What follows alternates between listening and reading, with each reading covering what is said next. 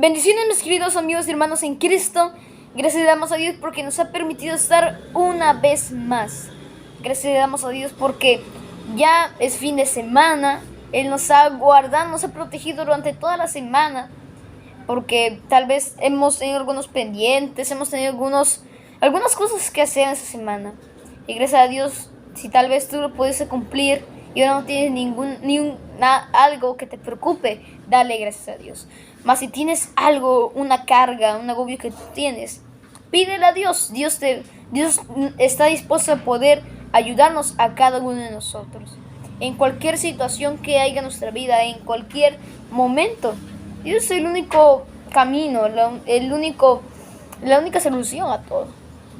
Ahora quisiera poder ya iniciar con el repaso de la lección, ese comentario de la lección de escuela sabática del trimestre 1 de este año.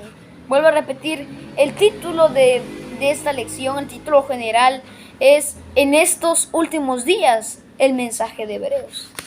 Es muy importante saber que esta lección de escuela sabática más que todo se está centrando sobre el libro de Hebreos. Hemos hablado del contexto, la audiencia, algunas palabras que Pablo, el autor de Hebreos, que Dios le ha hablado a través de Pablo, y Pablo ha hablado a través de cartas a esas personas, a través de este sermón completo.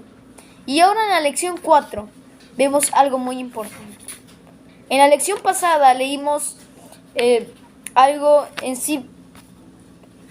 muy claro que nos puso la lección. Dios es el gran creador. No es aparte Jesús y Dios, Jesús y Jehová. Es uno solo, la misma sustancia de Dios. Él es el creador, sustentador, redentor. Él es todo, el gran poderoso.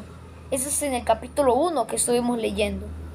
El libro de Hebreos capítulo 1 habla de Jesús como el Hijo de Dios, al igual como el gobernante de los ángeles, el resplandor de la gloria de Dios, a imagen de lo que es. Pero en Hebreos 2, lo que nos centramos en esa semana, hay un gran cambio. Porque ahora dice que Jesús es el Hijo del Hombre. Fue hecho inferior a los ángeles y adoptó una naturaleza humana con toda su fragilidad, debilidades, aún hasta el punto de la muerte. Como dice Hebreos 2:7. En Hebreos 1, Dios dice acerca de Jesús: mi hijo eres tú. Hebreos 1:5. En Hebreos 2, Jesús, al referirse a los hijos de los seres humanos, dice que son sus hermanos. Dice Hebreos 2:12. En Hebreos 1, el Padre declara la soberanía del Hijo, el poder, la potestad. Y ahora en Hebreos 2, el Hijo manifiesta su fidelidad del Padre. En Hebreos 1, Jesús es el divino Señor, creador, sustentador, soberano de todo. En Hebreos 2, Jesús es el sumo sacerdote, humano, misericordioso y fiel. Mucha diferencia hay entre capítulo y capítulo. De verdad, así literalmente, las cosas cambian de semana a otra. Y así es con esto. De Hebreos 1 a Hebreos 2 hay unos cambios muy trascendentales, tanto en las características de Jesús como en su desempeño. Y ahora quisiera ir con el primer punto. Es que Jesús nos introduce ahora en el capítulo 2 como nuestro hermano fiel, como nuestro redentor. Antes quisiera hablar algo muy importante.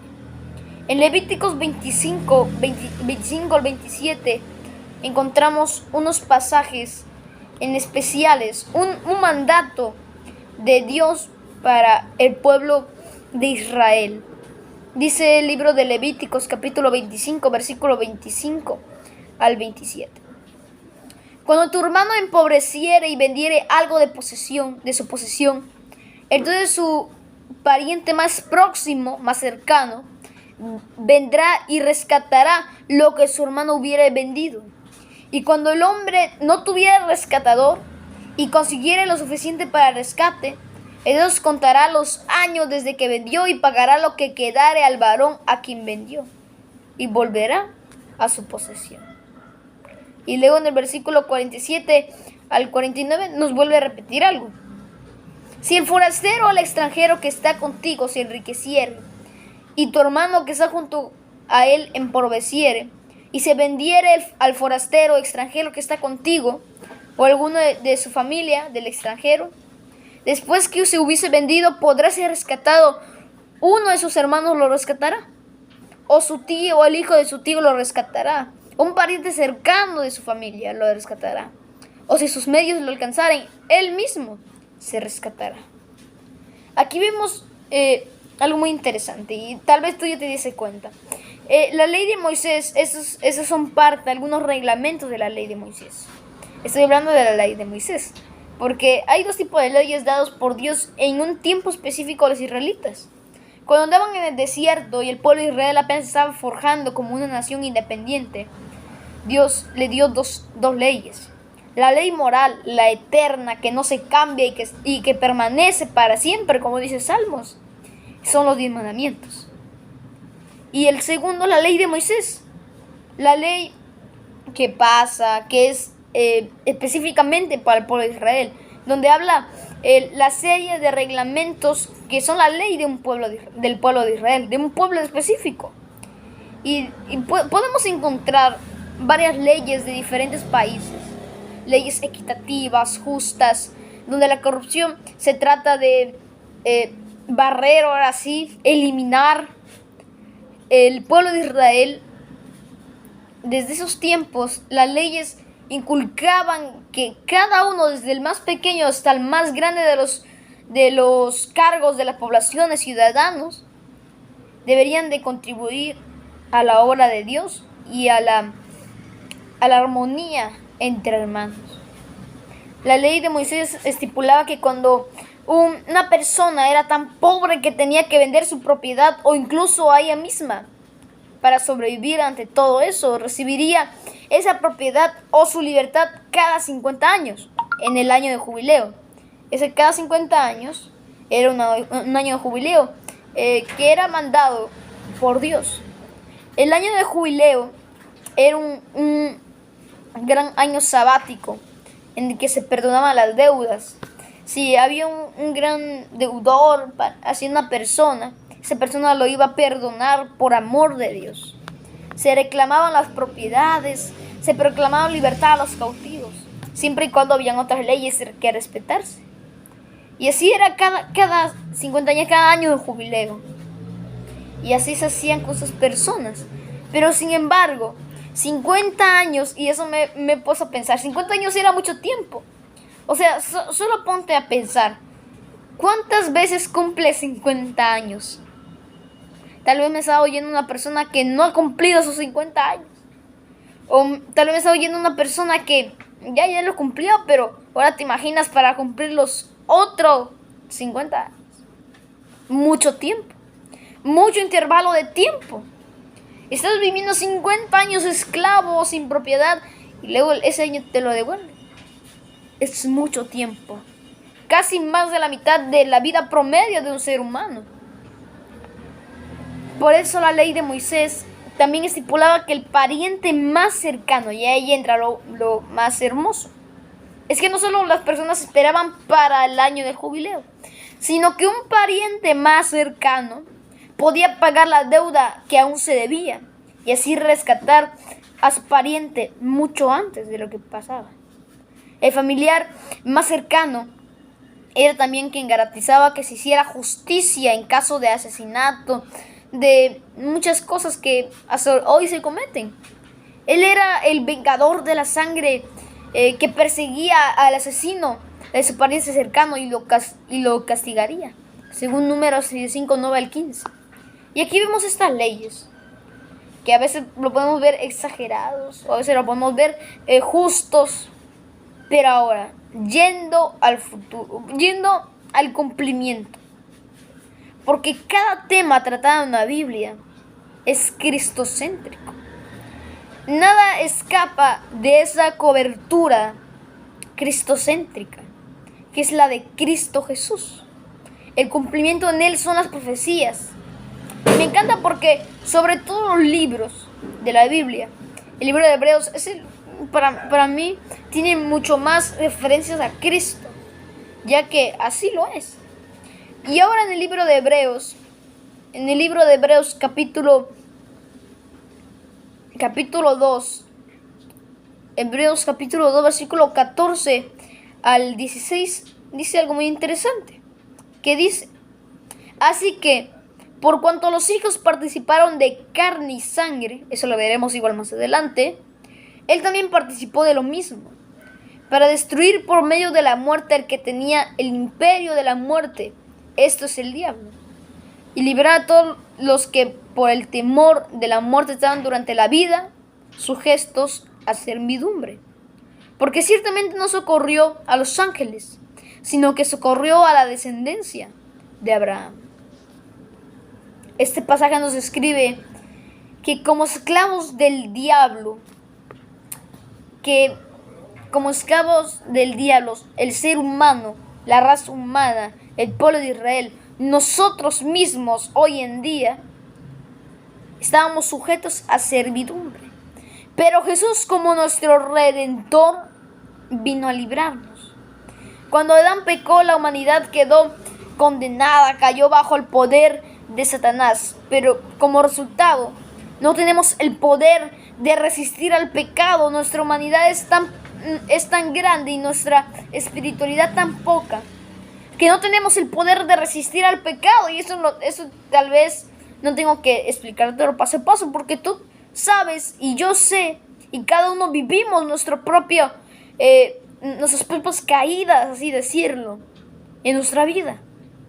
Sabemos de que somos el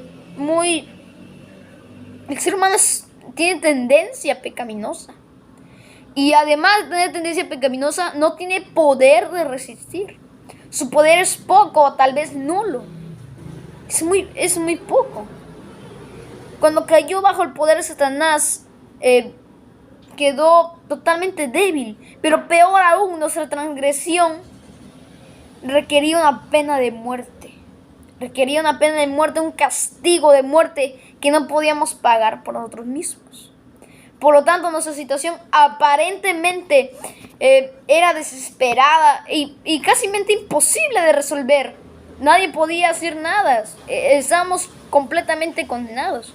Solamente imagínate la raza humana sin que en Cristo se cumpliesen las profecías.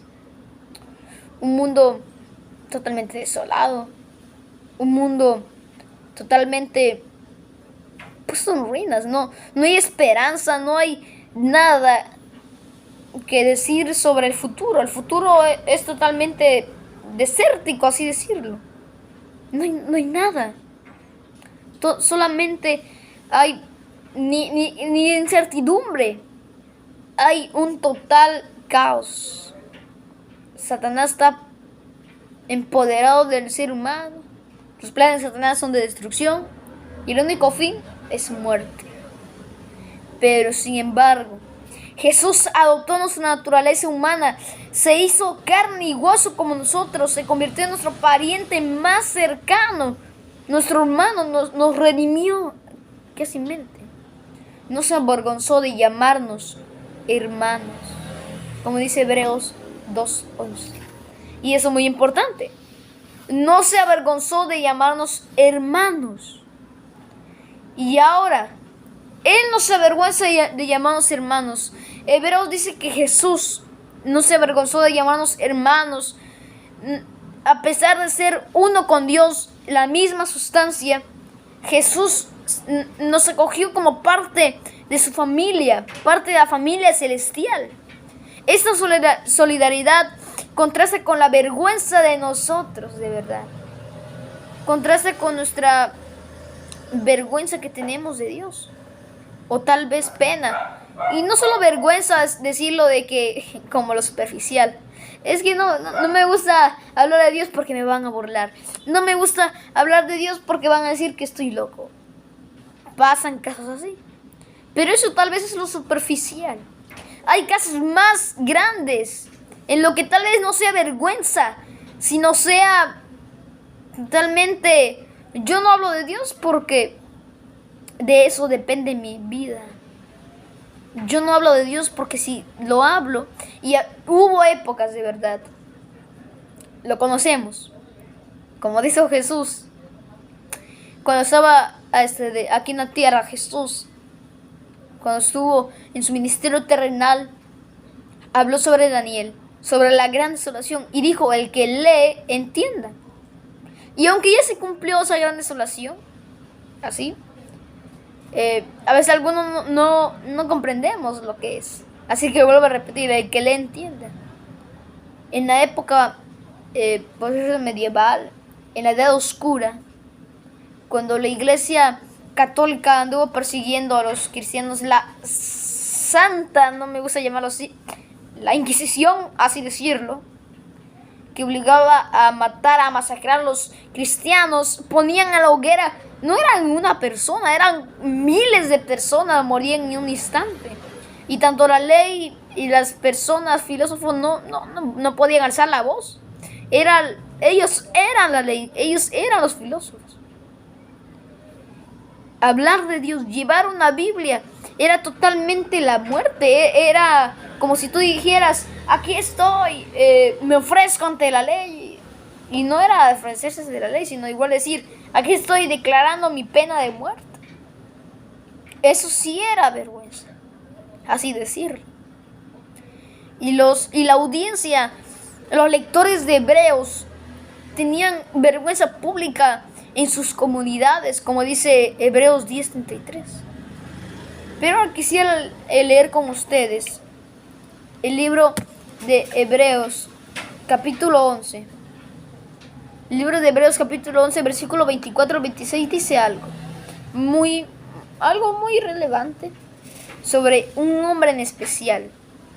Un personaje en especial que en cierta magnitud representa o ejemplifica lo que Cristo Jesús hizo por nosotros. Hablando, tal vez ya sabes que se encuentra en el libro de Hebreos 11. Hebreos 11 es más que todo lo podemos llamar así, la sala de trofeos de Dios, donde encontramos los héroes de la fe. Y entre ellos habla sobre algo. Dice el libro de Hebreos capítulo 11, versículo 23 en adelante. Por la fe Moisés, vemos que habla sobre Moisés. ¿Qué habla sobre Moisés? Cuando nació, fue escondido por sus padres por 3 meses, porque le vieron niño hermoso y no temieron el decreto del rey. Por la fe Moisés, hecho ya grande, rehusó llamarse hijo del faraón, escogiendo antes ser maltratado con el pueblo de Dios que gozar de los deleites temporales del pecado, teniendo por mayores riquezas el vituperio de Cristo que los tesoros de los egipcios, porque tenía puesta la mirada en el galardón. Por la fe dejó Egipto, no temiendo la ira del rey, porque se sostuvo como viendo al invisible. ¿Te imaginas qué significó que a Moisés lo llamaran hijo de la hija del faraón? No era cualquier, no era cualquier acción decir en la Biblia, y Moisés salió de Egipto. No era cualquier cosa esas palabras. Y no era cualquier cosa que a ti te llamaran hijo o nieto del faraón. No era. Egipto era el imperio más grande de ese tiempo. A veces lo he comparado con un país grande, por decirse de Estados Unidos. Tú fueras el próximo presidente de los Estados Unidos. Estados Unidos estornuda y todos voltean y le dicen salud. Es un país de mayor influencia y tú fueras el próximo presidente.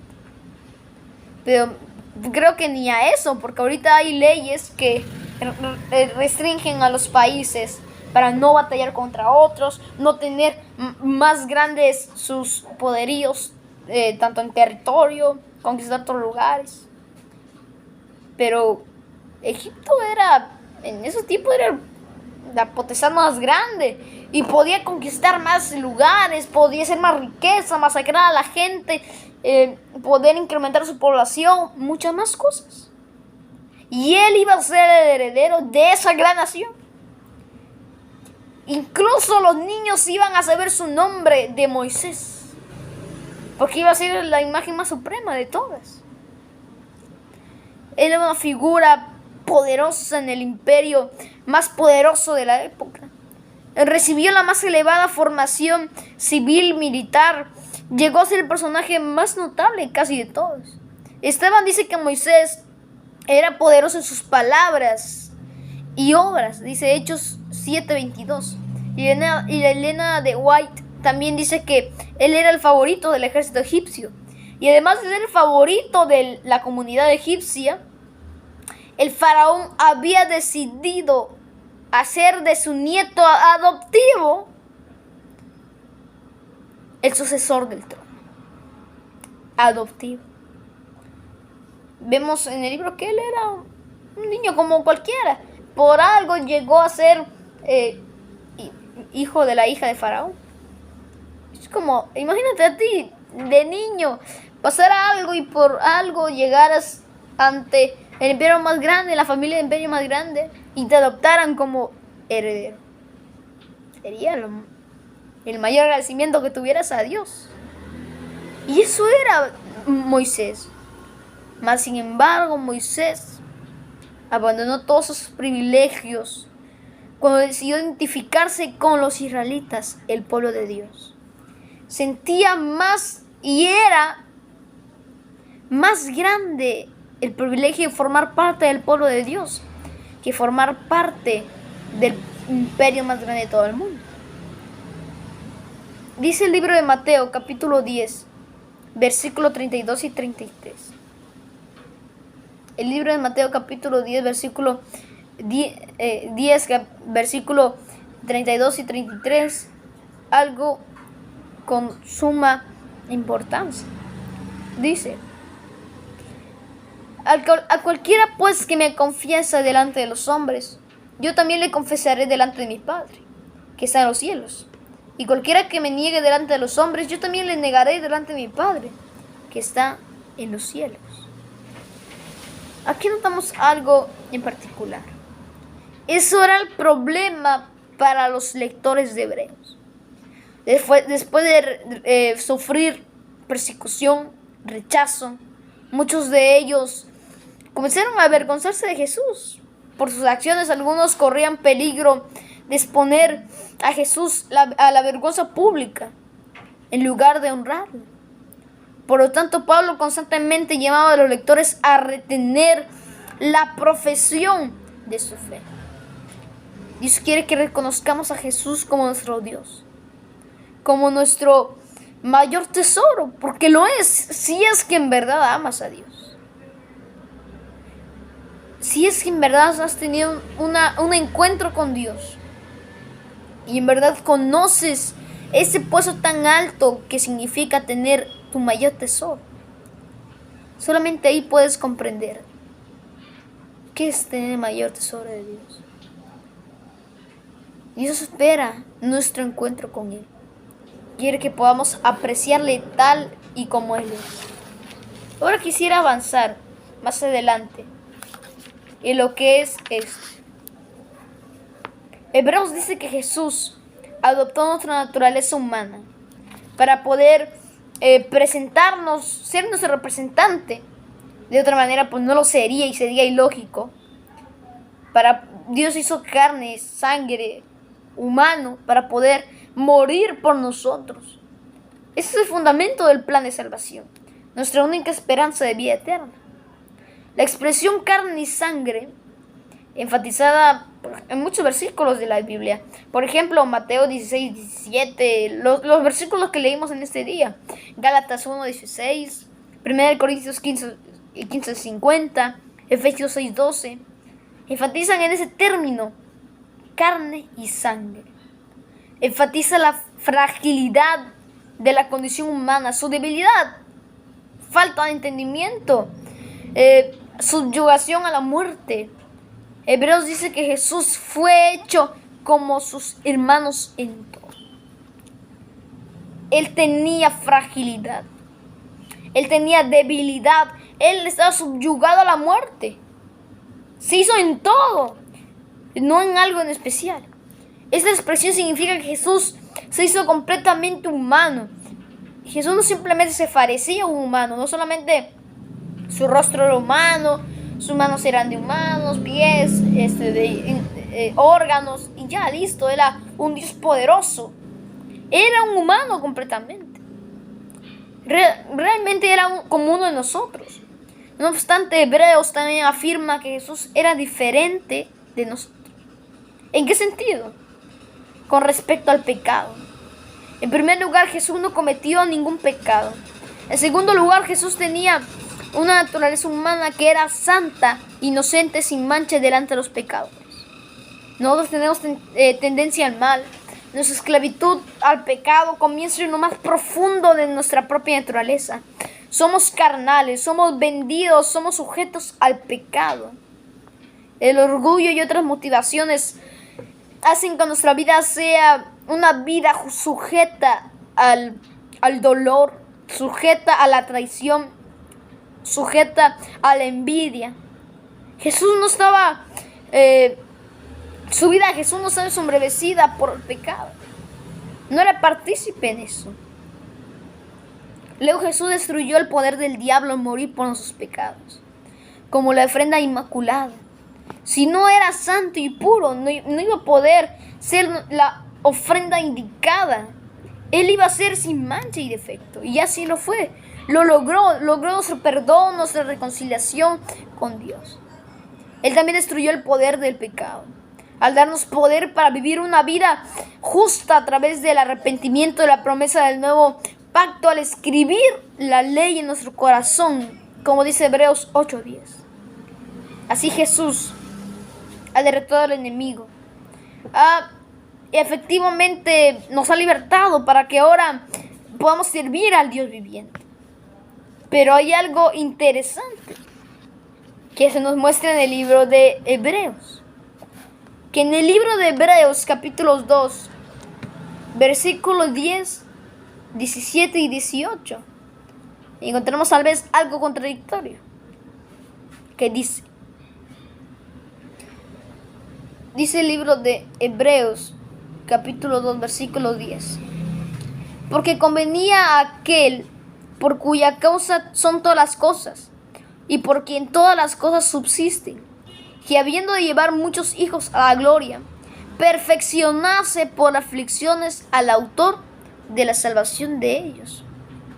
Dice en versículo 17, por lo cual debía ser en todo semejante a sus hermanos, para venir a ser misericordioso y fiel, sumo sacerdote, en lo que Dios se refiere para expiar los pecados del pueblo. Pues en cuanto él mismo padeció siendo tentado, es poderoso para socorrer a los que son tentados. El apóstol Pablo dice que Dios, por medio del sufrimiento, tenía que ser perfecto. ¿Pero en qué sentido? ¿Cómo esa expresión es así? Esa expresión es sorprendente, de verdad. El autor ha dicho que Jesús es el resplandor de la gloria, la misma sustancia de Dios, y que Él es sin pecado, sin mancha, santo. Eso significa que Jesús no tuvo que superar ningún tipo de imperfección moral ni ética. ¿Y por qué ahora nos dice de que Jesús pasó por un proceso de perfeccionamiento? ¿En qué sentido nos habla así? ¿Por qué dice el libro de Hebreos que pasó por un perfeccionamiento que le aportó los medios para salvarnos? Bueno, Jesús fue perfeccionado, no en el sentido de que, en el sentido humano, en el sentido de como nosotros. Nacemos siendo bebés, crecemos, igual perfeccionamos nuestras actividades motrices, nuestra habla, nuestra mente. Luego nos volvemos personas, niños. Los niños ya están formados moralmente, éticamente. Y van creciendo, vamos perfeccionándonos a través de pruebas, dificultades, muchas cosas más. Pero Jesús, si Él era la misma sustancia de Dios, ¿por qué tuvo que perfeccionarse? Jesús fue perfeccionado en el sentido de que estaba siendo equipado para ser nuestro Salvador. Primero, quiero tocar 3 puntos. Primero, Jesús fue perfeccionado mediante los sufrimientos para convertirse en el capitán de nuestra salvación. Jesús tuvo que morir en la cruz. O sea, ¿te imaginas a un Dios representante de la humanidad sin sufrir? El ser humano sufre por naturaleza. Y su representante y capitán igual tuvo que sufrir. Jesús hizo todo lo posible para ser nuestro representante. Y no le importó hasta sufrir. No le importó rebajarse totalmente, despojarse, vaciarse. Sino que Él, con tal de ser nuestro sustentador, decidió perfeccionarse en el dolor. Segundo, Jesús aprendió la obediencia a través de los sufrimientos. ¿Cómo que aprendió la obediencia? Si Dios es obediente. Miren. Jesús, ¿qué hacía en el cielo? Jesús era Dios. Jesús era todo. Era el soberano. ¿A quién tenía que obedecer? Todo como Hijo eterno, como Padre eterno, uno con Dios. Todos los seres le obedecían. Las galaxias, los universos le obedecían. Mas cuando vino a esa tierra, no supo qué era la obediencia. Tuvo que aprender la obediencia. La obediencia que el hombre está acostumbrado a conocer. A mostrar al mundo de que Él era nuestro hermano. No hay diferencia de nosotros con Dios. Es nuestro representante, nuestro hermano. Y como tercer punto, los sufrimientos revelaron que Jesús era el sumo sacerdote fiel y misericordioso. Aquí viene lo importante. Es que Jesús es nuestro hermano fiel. Es nuestro hermano fiel, no hay duda alguna. ¿Cómo puedo decir que es nuestro hermano?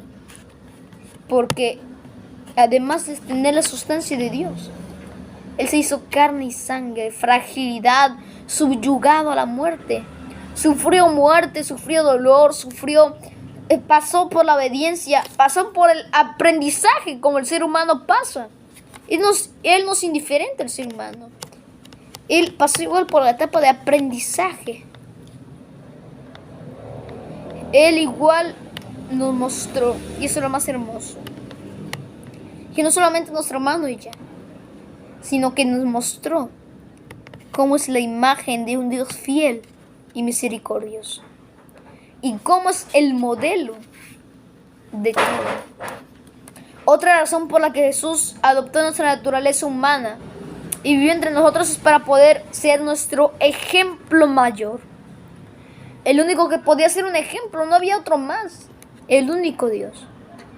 El único ejemplo para nosotros en cuanto a la manera correcta de vivir ante Dios.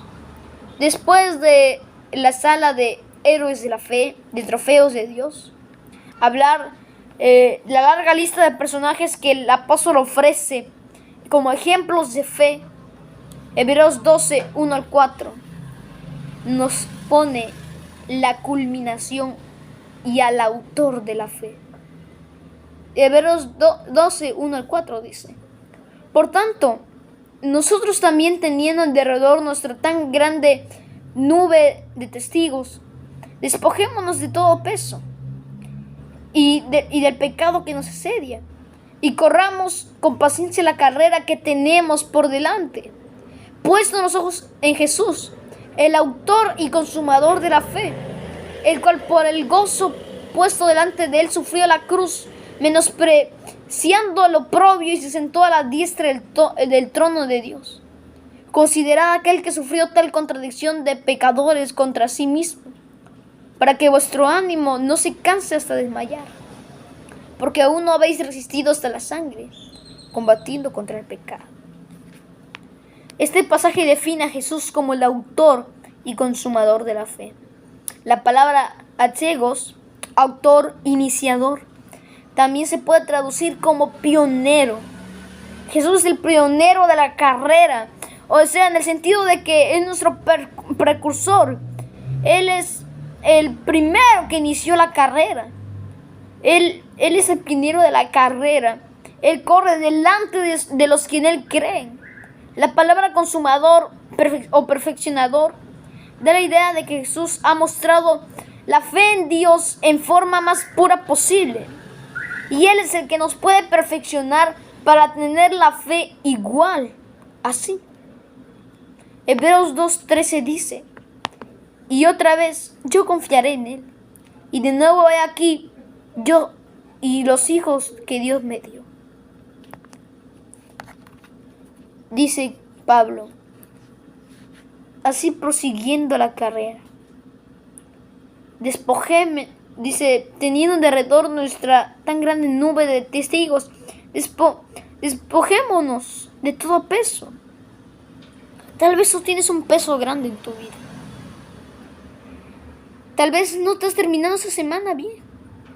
Dios dice, despojémonos de todo peso y el pecado que nos asedia, que nos destruye, que nos acecha.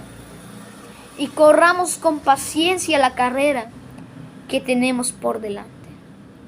No la corras apresurado, corre con paciencia. Porque Jesús, el autor y consumador de la fe, el cual puso nuestro gozo en la cruz, Él murió por nosotros. Él se hizo semejante a nosotros. Y no hay pretexto, no hay excusa. No hay nadie que se oponga que eso es Jesús. Porque Él es el único y especial ofrenda por nosotros. Sacrificio perfecto por nosotros. Dios hizo todo lo posible para que tú vivieras bien. Dios hizo todo lo posible por vivir aquí en el mundo de la manera más correcta. Para que tú vivieras hoy. Para que tú hoy, 21 de enero, pasaras al 22 de enero, sábado, y puedas adorar a Dios. Eso es una gran bendición. Y no solo eso, sino que no solo pases 21, 22, 23 de enero, febrero, marzo, abril, sino que llegues al final de la carrera y puedas llegar al momento en donde Cristo venga y todo por fin sea destruido, todo pecado, toda maldad, y los hijos de Dios puedan vivir en completa tranquilidad. Tú puedes ser parte de ellos. Hizo Dios lo posible por eso y ahora estamos aquí. Te invito a que puedas orar conmigo para finalizar. Oremos. Padre, te agradecemos por la profunda bendición que nos has dado. Te pedimos, Padre, que puedas bendecir a cada uno de tus hijos que están aquí viendo, Señor, este comentario de la lección. Danos, Padre, te lo suplicamos, Señor, un corazón que te pueda amar de la manera como nos amaste. Te pido, Padre, que bendigas a tus hijos y que, Señor, podamos más que todo estar alegres. No hay motivo para estar tristes. Ayúdanos, Padre, a estar contigo. Y te pido, Padre, que nos bendigas. En nombre de Cristo Jesús. Amén.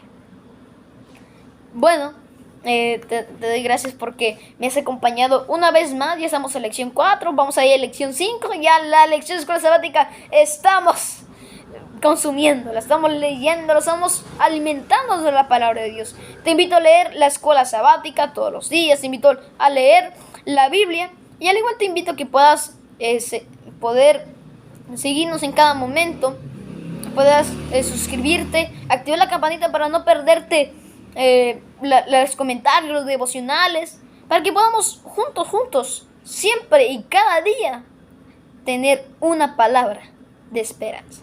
Que Dios te bendiga.